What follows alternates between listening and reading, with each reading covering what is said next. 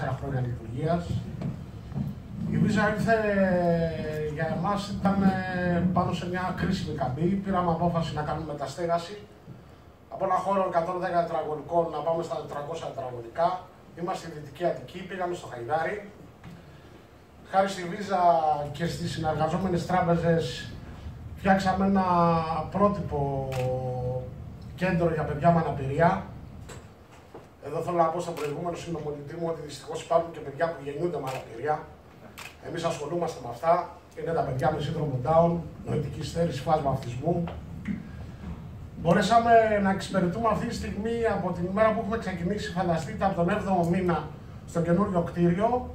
Έχουμε κάνει συν 16 εγγραφές και έχουμε άλλες περίπου 50 σε αναμονή αυτή τη στιγμή. Μάλλον, κύριε Καμπανόπουλε, θα σας χρειαστούμε, θα πάμε σε μεγαλύτερο κτίριο σε 2 χρόνια από ό,τι βλέπουμε. Να είστε καλά, να προσφέρετε. Θέλω να σας πω ότι η αναπηρία για μας είναι ένα πολύ όμορφο ταξίδι. Σε αυτό το όμορφο ταξίδι θέλουμε να σας καλέσουμε όλους 5 Δεκάτου του 15, ημέρα Τετάρτη, 7 η ώρα. Του 16, συγγνώμη, γίνονται τα εγγένεια. Εκεί θα δείτε πού πήγαν τα χρήματα της Visa, γιατί για μας η Visa ήταν πολύ συνδυαστικός μαζί με τη γέφυρα ζωής. Ήρθε και η περιφέρεια Αττικής. Αυτή τη στιγμή δουλεύουμε άλλα 2 προγράμματα από την Ένωση Εφοπλιστών, που μάλλον μας έφερε πολύ τύχη. Αυτό είπα και στον κύριο Καμπανόπουλο στο ραντεβού που κάναμε. Ελπίζω να συνεχίσουν και οι τράπεζες, αλλά όχι μόνο οι τράπεζες, και άλλοι οργανισμοί, να προσφέρουν στους οργανισμούς που δυστυχώς θα αντικαταστούμε το κράτος κάποια στιγμή. Αυτό δεν είναι καλό.